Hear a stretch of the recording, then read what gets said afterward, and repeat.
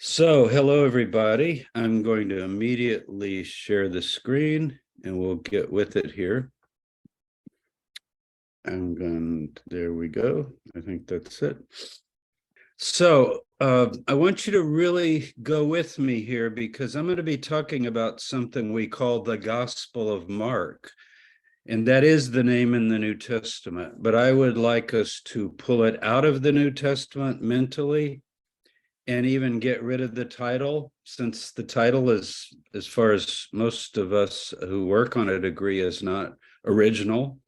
It's later in the manuscripts, but it's anonymous and it doesn't even have a title. But the first line does say the beginning of the good news of Jesus the Messiah. So if it had a title, that would probably be the title. Now, why do I want you to do that? Because if it's dated, as it usually is, shortly after the destruction of Jerusalem in the summer of 70 CE, here's my argument. Then that means it is the oldest Jewish text emerging after the destruction. Now, Josephus's Jewish War is 73, and that is a Jewish text, and so there could be a close rival.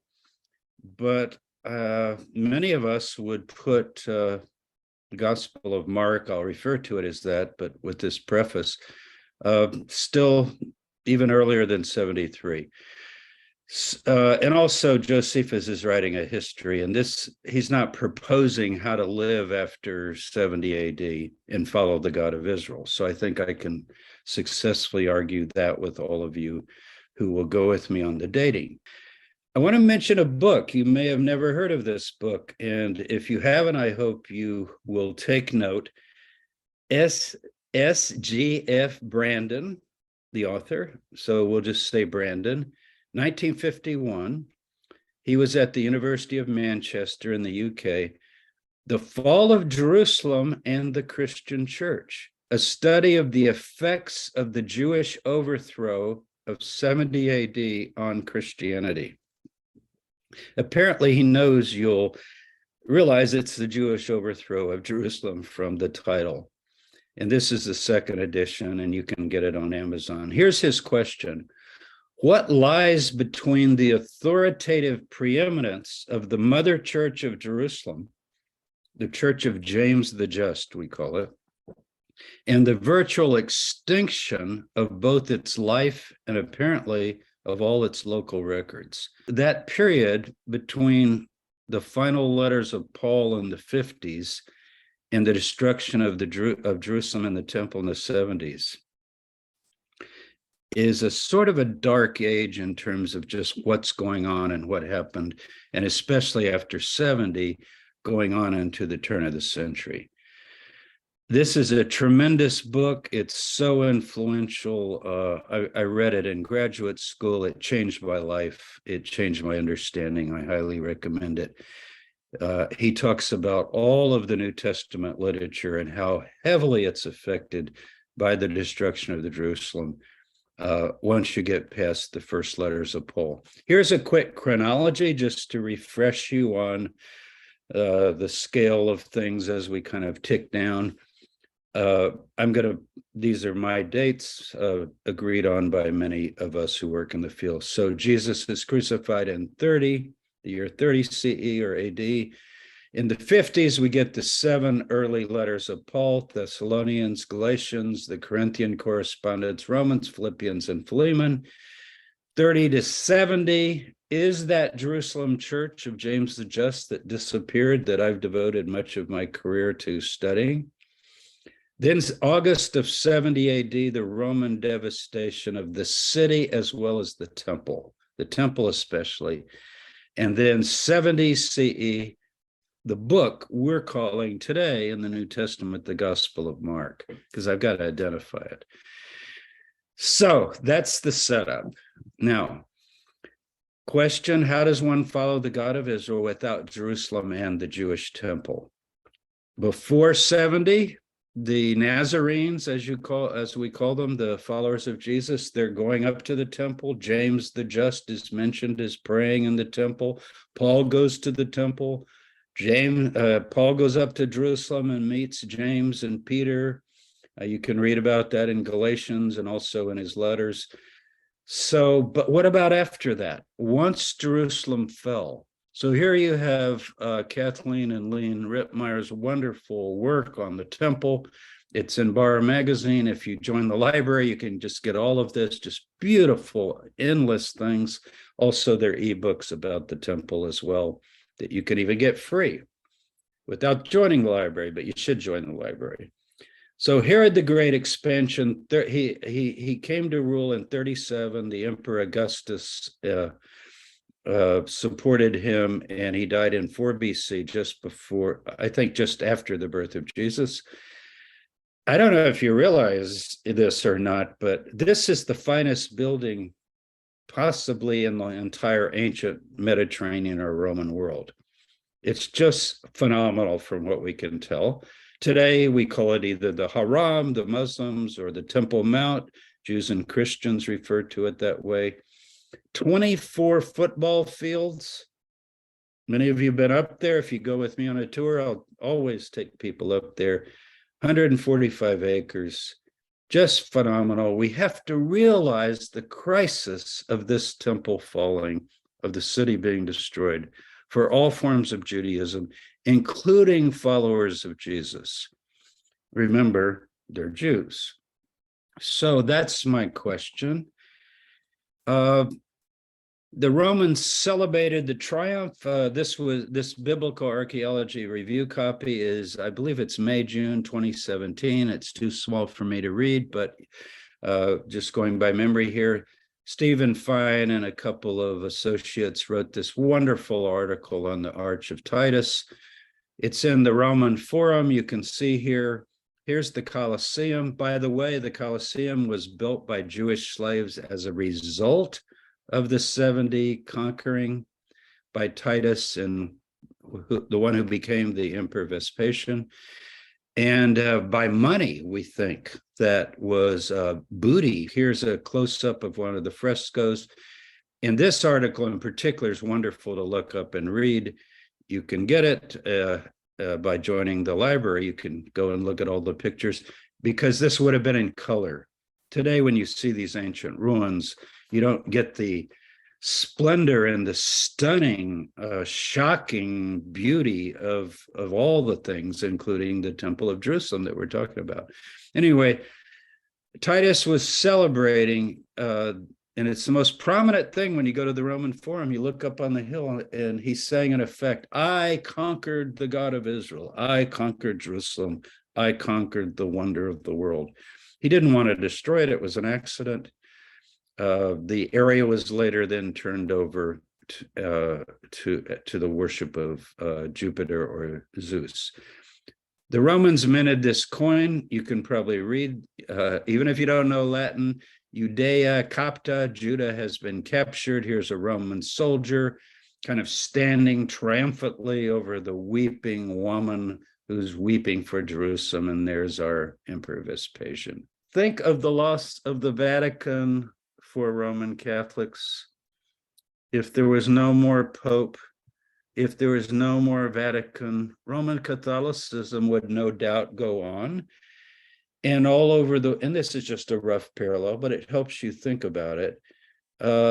If Rome, God forbid, was destroyed and there's no Vatican and there's no city of Rome, just the church would be so affected.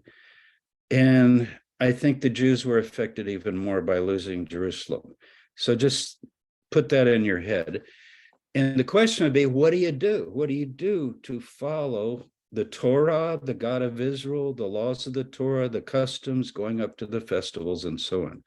So we know there was Diaspora Judaism before the fall of the temple. So of course I recognize that.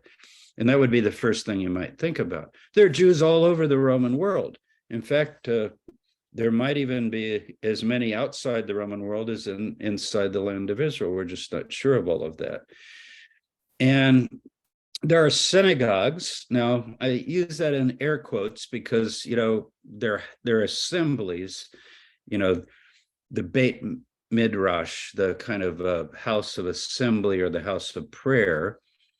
All the capital cities, lots of the small towns. Corinth had a synagogue.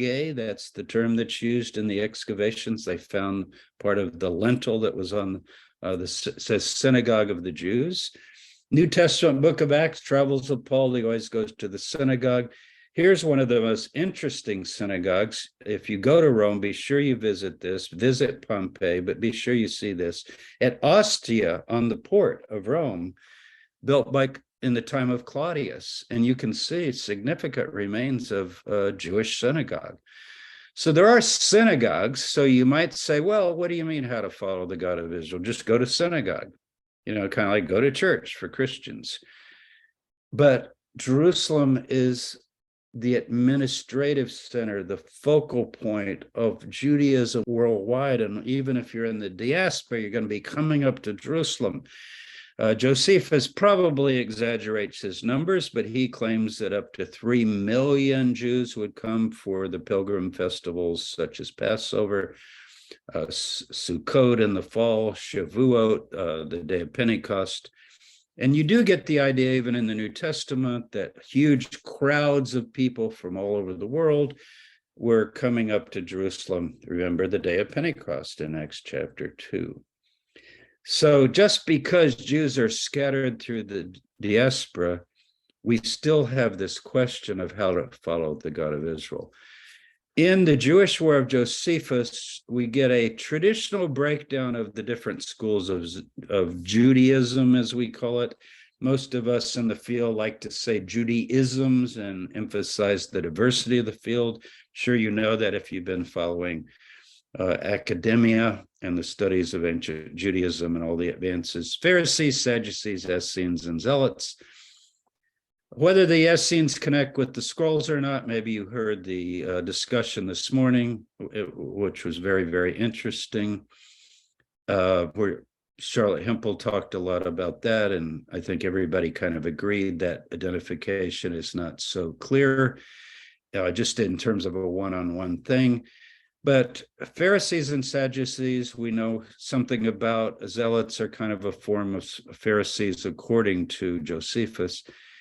I would refer you to the Dead Sea Scrolls if you want to know about the Qumran group, at least some of the so-called sectarian scrolls, and that's even not the best word, but some of the Qumran writings, let's call them. But also, if you have the Apocrypha in your Bible, or you can get a hold of it, Wisdom of Solomon gives you a kind of a good feeling for what Pharisees were about philosophically, at least, and then Ben Sirach for the Sadducees. So we have some surviving documents after 70 AD, but in terms of the earliest, this other material is later. So Yohanan ben Zakkai is the rabbi who is carried out of Jerusalem during the siege in a coffin, remember? And he forms the academy at Yavne, or Yamnia, as it's sometimes called in some of the ancient literature. That's rabbis like Gamaliel II, Rabbi Yehoshua, Rabbi Eleazar, very famous rabbis in the Mishnah. But as far as we have traditions, but as far as a document, the Mishnah and the Tosefta, even the tractate Pirkei Avot, which is one of the older ones, sayings of the fathers, it basically preserves for us a tradition that Moses gave the Torah to Joshua, who gave it to the elders, and the elders to the prophets, and the prophets to the men of the Great Assembly. But the problem is the men of the Great Assembly, their writings are coming much later. So what about the Gospel of Mark? This is a standard theory. I'm going to accept Mark in priority. And I'm going to also caution you that you want to use the oldest text of Mark. For example, in one of the oldest texts, Sinaiticus, and there was an article in Bible History Daily just this week on that, the beginning of the gospel of Jesus Christ, Son of God, is added. And the ending of Mark, if you don't know about this shorter ending, I think this is the authentic ending of Mark. So I'm talking about Mark in our earliest version. I have an article on the BAR website or BAS website, The Strange Ending of the Gospel of Mark and Why It Makes All the Difference. You can look at that. So reading Mark as Mark, here's what I want you to do with me, just in your imagination. I want you to make it a historical, less theological kind of document. Now, I put theological in air quotes because, of course, it has theology if you define theology as, thinking about religion. What about Paula Fredrickson's wonderful title, When Christians Were Jews, a book I highly recommend. This is what I'm talking about. In other words, I'm going to say Mark's not a Christian book. Christians were Jews, and it's a Jewish book. And whether it was written by a Christian or not, the traditions are about a Jew, Jesus of Nazareth, another Jew, John the Baptist, his family, James, Jude, Simon, and Joseph, and his mother Mary, and Mary Magdalene. And, Paul is Jewish, and so forth. 7 quick points that I'm going to show you these, but just people like to know where you're going, right? So here's where I'm going. I'm going to say it's the first surviving Jewish text after 70. I take it out of the New Testament. Let it be what it is, because it's so monumental. If it is the first surviving text after 70 AD or CE, we need to pay attention to it. That's really significant. So we won't start with Josephus, or at least read Josephus and also read Mark. It's a direct response to the Roman destruction of Jerusalem, and I'm arguing that. There's no New Testament. There are the letters of Paul, the early letters of Paul, the 7 that I mentioned earlier. But Peter's dead, Paul's dead, James, the leader of the Jerusalem church, is dead. And Jesus hasn't come back yet. And remember, Paul said, we who are alive and remain until the coming of the Lord, the parousia, it's called, the coming, will rise to meet him. That didn't happen. And now we're past 20 years since Paul wrote that, or maybe exactly about 20 years later. I mean, that's a good deal of time to pass. And people are wondering, is it going to happen or not? There's a reinterpretation of what the kingdom is. And there's a revelation of what's called in Mark, the secret of the kingdom. And it has everything to do with a certain understanding of Judaism. Okay, here are the 7 and 7. I like 7s. I'm just playing around here. I could give 12. I could give 15. I could give 5, but let's do 7. Within Mark's post-temple, post-Jerusalem proposal, this Jewish text, the first one we have, proposes how to keep the Sabbath, what to do about ritual purity, affirms the Shema, there's none good but God, and you should keep the mitzvot, the commandments, commends a wise scribe who quotes the Shema and the 2 great commandments, same as Hillel, same as Ben Zakkai, same as Gamaliel, and says that's more than all the burnt offerings and sacrifices. And people think, oh, that's very Christian. It's not Christian at all. It's exactly what the Pharisees were beginning to sort out as well. We've got the widow's gift to the temple that's more than all other gifts, so you don't even need to be in the temple. There's the destruction of the temple, followed by persecution and preaching to all the nations. And that has to be done before the end can come. There's an end of Jerusalem in the temple in Mark 13, but it's not the end of the age. Now, when Matthew rewrites Mark and when Luke rewrites Mark and uses it as a source, this is all altered and adjusted and is Christianized. But Mark is giving you more what I would call when Christians were Jews. And finally, the coming of the Son of Man, coming with power, which I don't think is the coming of Jesus in the clouds of heaven in terms of what people call the second coming of Christ. So let's go through these quickly. Let me look at my time here. I got to go really fast because I want to leave you some time, but you'll have this lecture and these slides. Jesus is criticized in Mark 2 for his disciples were picking grain on the Sabbath, whether it's that it's threshing grain, which is work, or whether it's that they didn't prepare. You shouldn't be doing this technically. Pharisees are deciding one thing. That's wrong. You should prepare ahead of time. And the followers of Jesus are saying, well, actually, the Sabbath is made for people, not people for the Sabbath. That's my loose translation or application, meaning laws are for people, people are not for laws. Now, the Pharisees had a view that actually is very liberal and leans that way, but to actually violate the law and have a kind of situational ethics in this pericope or this story, Mark records it as David broke the law and it was for human need. He was in need and hungry. So he broke the law in terms of this holy bread that only priests could eat. So you see, Mark is right in your face. He's saying in effect, oh, you think we broke the law? Well, yeah, sometimes you need to break laws. So that's one major thing about keeping the Sabbath. They're keeping the Sabbath, but they're doing it with this interpretive lens, okay? Ritual purity. What really defiles a person? Mark 7, 1 through 23. I'm not going to read all of these because I want to have some time left. What defiles a person? What goes into the mouth does not defile, but what comes out of the heart. This, by the way, thus he declared all foods clean, is a bad translation. It actually just says cleansing all food. It's not talking about saying you could eat pork and trafe and all of that. It is not saying, it doesn't say thus he declared. That's not in the Greek. It's giving you a biology lesson that if you eat something and it's ritually defiled, there is no temple anymore. So, it's going to come out in the toilet is literally what it's saying. But here are the things that are going to defile you: theft, murder, fornication, adultery, and so forth. So you see, these are kind of building blocks of a new understanding of Judaism. The Pharisees actually agree with some of these, not all of them, because they're more they transferred the ritual purity to the table. And here, the disciples of Jesus are eating with unwashed hands, and he doesn't do that. This one is very interesting when people talk about Jesus is a great teacher.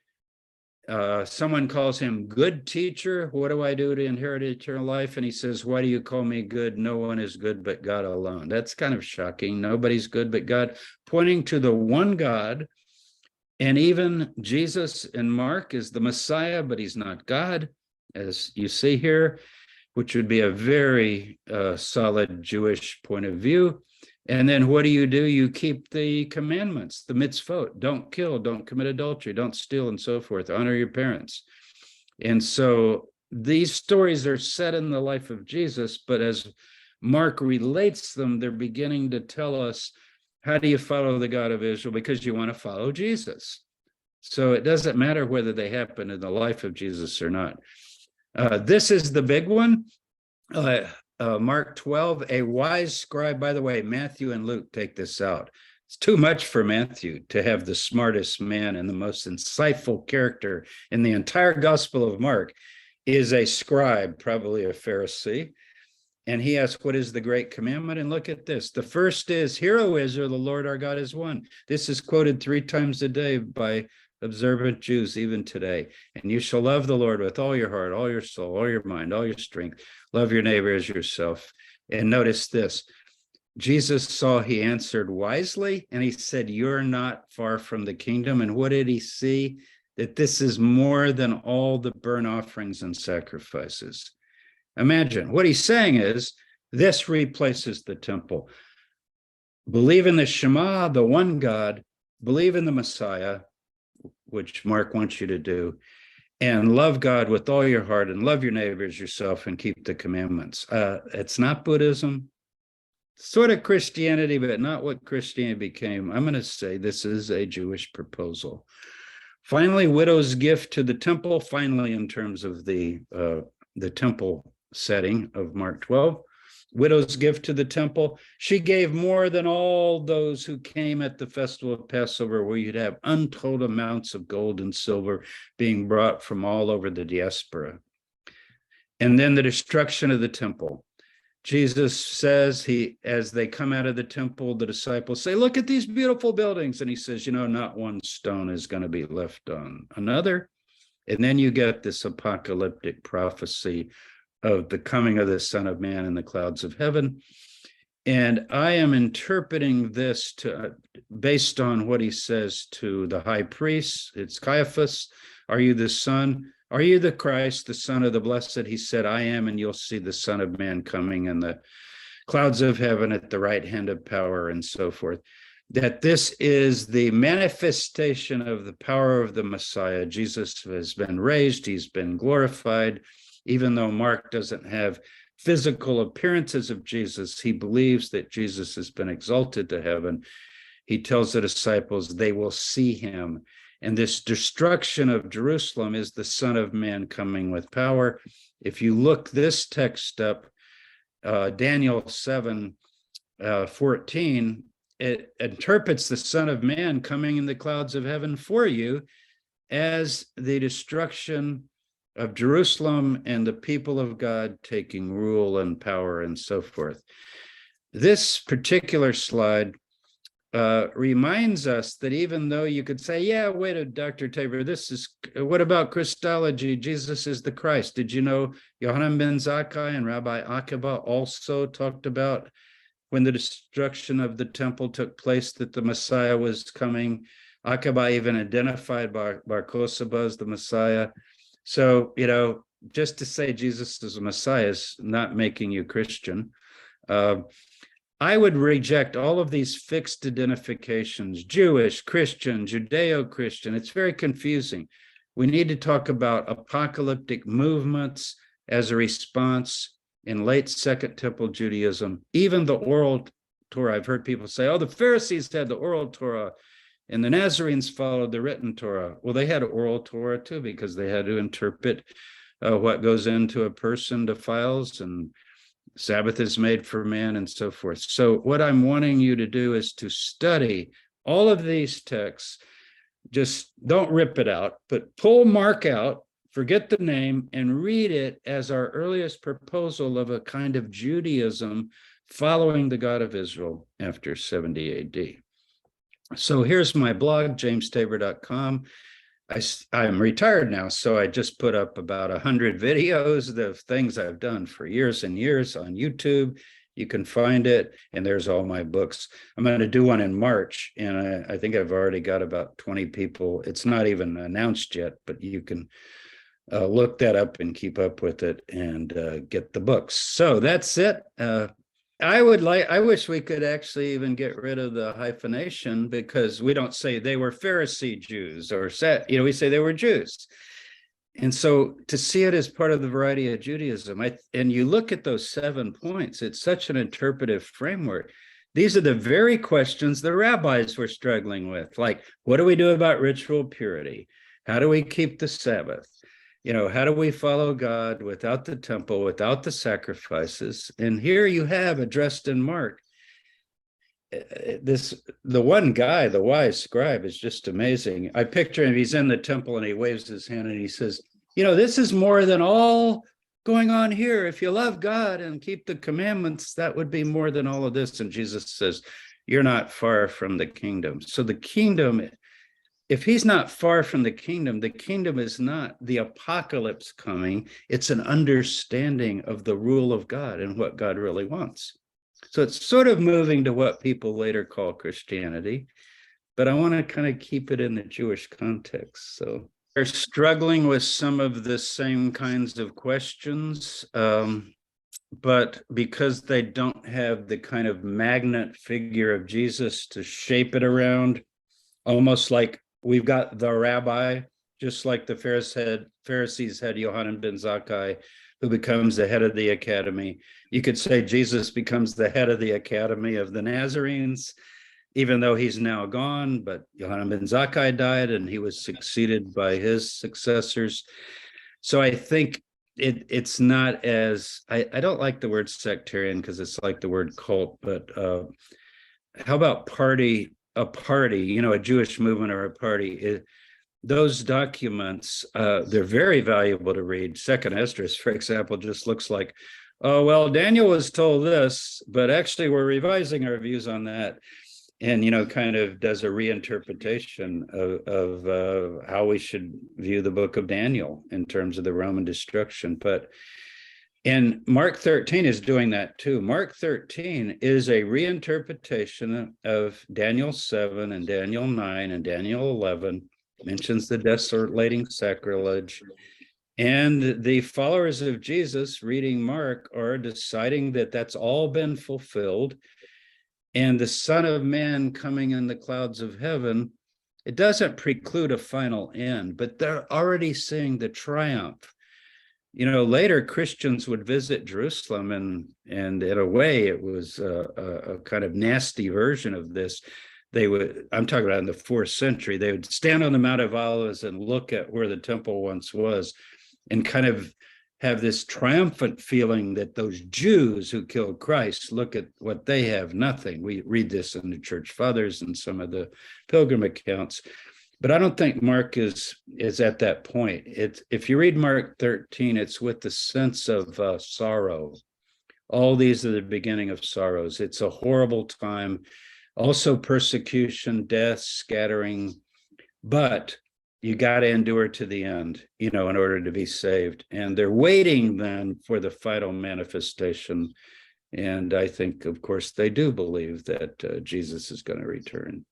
It gets almost wholly theologized and Christianized. I know that sounds funny saying Mark gets Christianized since it's our earliest Christian gospel, but Christianized in the sense of later material. Now, it's a problem. That's why Matthew is first. It's not just because they think Matthew was written first. You have people read Mark first, they're going to be like, what? Jesus said, why do you call me good? There's none good but God. Like he didn't even say he was good. I mean, so what does Matthew do with that? Why do you ask me about the good? He just edits it, you see. And you'll find constantly Matthew will soften or alter, or like the Wise Scribe, which I think is the major point maybe of the whole lecture, what he saw, because it says he's not far from the kingdom for saying that. Matthew just takes that out. It's not even there. He's not going to have a scribe in the temple have the wisdom of what to do when the temple's destroyed. So I think what the church does with them is they Christianize them. And by the way, I wonder who has had this experience. If you read the New Testament, here's my Bible right here, and you start Matthew, Mark, Luke, and John. You read Matthew. I remember doing this when I was 12 years old. I'm going to read the New Testament. I was a good Christian boy. And I got through Matthew. And when I got to Mark, I said, I've already read all this. He's just kind of repeating, oh, I know what Mark is. It's like a real quick version of Matthew. But Matthew's like the gospel, and Mark's like a quick kind of review. And then I got to Luke, and I was a little confused because, well, this is like even longer. So Mark just got really ignored. It's almost no quotes from Mark ever in the church fathers. Nobody's reading it. Nobody cares about it. And it does have problems, some of which I've just alluded to. For example, when Jesus says, take up a cross and follow, remember who he's talking to. You followers take up a cross and follow. This is the big offense of Mark. So everybody, oh, Jesus died for the sins of the world in Mark. He gives his life as a ransom for many, but then he tells all the followers, and you got to do that too. You have to give your life too, right? In other words, if anyone would follow me, we're headed for the cross. Well, the disciples don't get that in Mark at all, ever. By the way, I'll just make this crazy statement. The disciples in Mark never understand anything ever. I know that's dogmatic, but I can't find a place where they ever understand anything ever. So what is he really saying? I think he's saying that the way people are understanding this teaching of Jesus now is not at all what he really taught. And he's trying to put forth the proposal of what it really means to follow Jesus as the rabbi, the teacher, and as the Messiah. But the Messiah is not God. The Messiah, in this text at least, is the one who's going to point you to God. Son of Man coming in the clouds of heaven. Everybody, that's Jesus, Son of Man. Well, read Daniel 7. He gives the interpretation of each thing in that chapter. And you know what? When he gets to that, Son of Man coming in the clouds of heaven, he says that's the people of the Most High taking rule and authority. You see? And so for Mark, it's always collective. He does have the suffering servant. He does, very important. Isaiah 53, he quotes it. But he would say the suffering servant is Jesus leading the group to become the suffering servant. Kind of like Bonhoeffer said, Dietrich Bonhoeffer. If anyone would follow Christ, he calls him to die. I love questions like that. If the South had won the Civil War, what would America be like? We never know. But I'm thinking that followers of Jesus would have, certainly for a generation, been waiting for him to come. Mark 13, most of us think, is a response to the fall of Jerusalem. Not that it couldn't be expected and predicted from Daniel. Daniel 9 talks about a final evil ruler destroying the city and the sanctuary, just like Antiochus Epiphanes had done. So they're expecting that. But if it didn't come, let's say, all through the Roman Empire, I think the followers of Jesus would have still respected it as, a holy place, but they would have more and more separated from other groups of Jews, and maybe it would be a place of prayer, but I think less and less they would be concerned with ritual purity and with sacrifices. But who knows how history goes? But it's a great question to ask, I think. With Paul, of course, the first thing you have to do is ask, what sources are you going to allow for Paul in answering the question? And I would just stay with the 7 early letters. All the scholars agree on those 7, and there's questions when you get into Colossians and Ephesians that are more Christological, more cosmological, in terms of a pre-existent Jesus and so forth, and even more Christian as a whole. And then you get Timothy and Titus and other things. So if you stay with the 7, I think it's really tough because Paul is just absolutely sure, in those letters at least, that the parousia, or the return, is going to get manifested in his own lifetime. And I don't know if he had a tradition of the temple being destroyed, or if he's even reading Daniel that way. Now, in 2 Thessalonians, and it's possible Paul wrote 2 Thessalonians, you do have in chapter 2 a very clear passage that an evil ruler will come, sit in the temple of God, claim to be God, and Jesus will destroy him with the brightness of his coming. But Paul never mentions that in the earlier texts. And he goes up to Jerusalem regularly. And if you use some of the sources in the book of Acts, he even partakes in temple rituals and temple rites. But he clearly thinks it's passing away. He says, the time is near. Tells people not to get married, don't go into business. He says, if you get married, you can, but I would advise you not to. Don't have children. He's very, very apocalyptic. And Mark, I think, has lived past that and realized what we call the delay of the parousia. Mark is already struggling with the delay of the parousia. And I think people are saying to Mark's community, or what Mark represents, because the name we don't know, but you know what I mean. They're probably saying things like, well, this generation is passing, we're 40 plus years and he hasn't come yet. And Mark is saying, yeah, but the first thing has happened. The temple has been destroyed, and now we are waiting and living in this time of the end. But the solution that they propose is not so different from how Pharisees also have to struggle with that.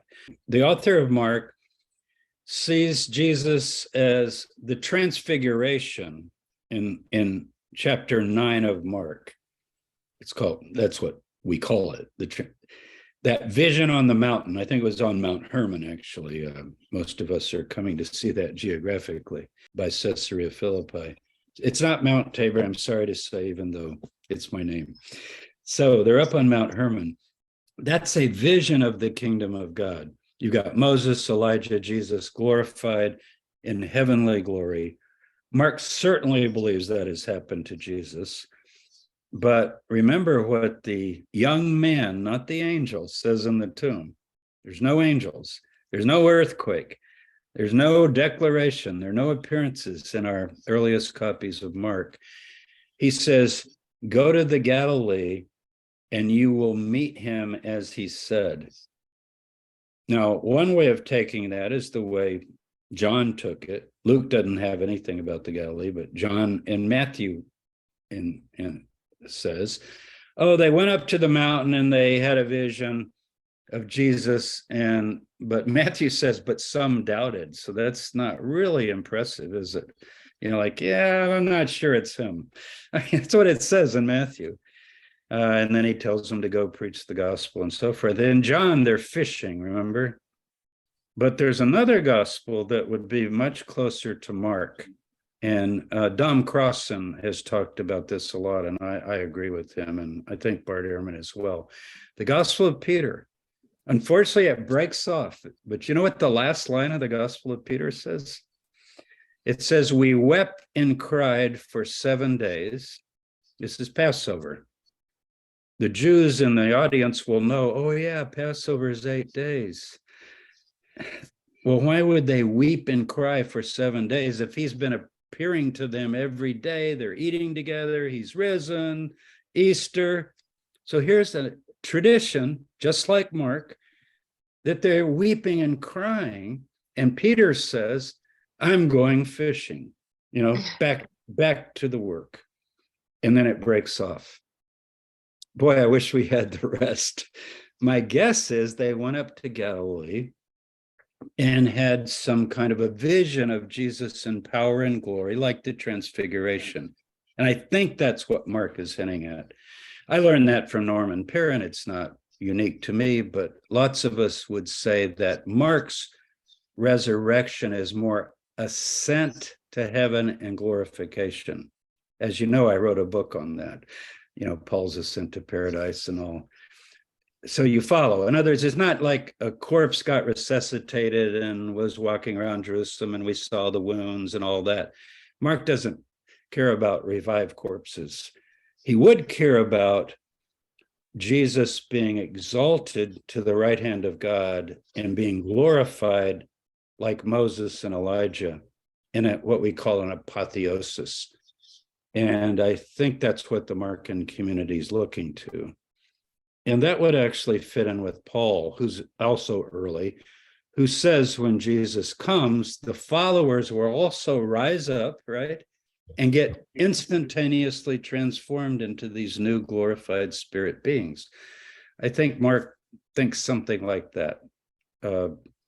That's, I think, the earliest view of the Jesus followers. You've got to turn from idols and serve the living God, number one. That's Paul, 1 Thessalonians. So that's the entrance. And then they would commit to live the moral life that could be summarized in the Ten Commandments, I think. I'm not sure how they handled the Sabbath, but like not steal, not lie, not commit adultery. I mean, there's not a lot of question about that. We see that in Mark. We see it in Paul's letters. He's very upset at them in Corinth, for example, because they're not living sexually moral lives. And he talks about you lie and you cheat and you steal and so forth, and that Christ will judge you. But in terms of clean and unclean and rituals and all of the things that the Pharisees began to apply now, not just to the temple, but to the table fellowship, touch not, taste not, handle not, the Mishnaic kinds of things. Clearly, Mark's, you see that in Mark 7, what defiles a person. And he names, I think it's 12 things that defile. So I imagine they would teach the Gentiles, turn to God, believe in Jesus as the glorified Messiah that's been promised throughout Scripture, and don't defile yourself with these things. Mark 7, the list. So it's a kind of a, Judaism, it's difficult to call it Judaism because that has an ism to it that we associate with what the Pharisees were doing. They're the Jews. But Mark may have an idea, much like Paul, that what is it really to be a Jew? Is it to have, as we'd say today, the pedigree, the biological pedigree? Or is it that you've turned to the one God, the Creator, and, are living ethically before him? So it's sort of ethical monotheism, as it comes to be called. I think that's what Mark would be for. Therefore, his heroes, by the way, are a centurion who has faith, a Syrophoenician woman, and he says very clearly, the end, like Jerusalem is the end, but the end of the age is not coming till you preach this message to all nations. That's in Mark 13. So they're spreading the word. I think Mark is pretty Pauline in that sense. So if you tell one of these Markan converts, let's say, just like in Galatians, oh yeah, that's good. You've turned to the one God and you're living a good moral life, but you should also, and then you begin to name, observe this festival and this day and this thing, so forth, the rituals and all the, what Paul calls touch not, taste not, handle not. Mark seems like he is advocating a form of Jewish faith. As somebody jokingly said, maybe you know who it was, if people had followed Mark, we wouldn't have needed Reform Judaism. Somebody said that once, because he was sort of saying, look, it's basically right, Moses, Elijah, the Torah, but we don't need the temple. We don't need to worry so much about what we eat and what we wear and what we put on and so forth, but it's sort of the heart. I find that a little scary in the sense, let me just add this as a caveat. I don't want to caricature Jews the way they were characterized by Christians for centuries as legalistic, flint-headed, kind of, we're following God and we have no feeling at all, because one of the major things in the Mishnah is called kavanah, intentionality. And in fact, if you do any of these prayers in the prayer book and you don't have kavanah, I don't care if 3 times a day, you have to have intentionality. So we never want to caricature Judaism incorrectly as this, rigid, fossilized. That's what happened in the 19th century with Christian studies of Judaism.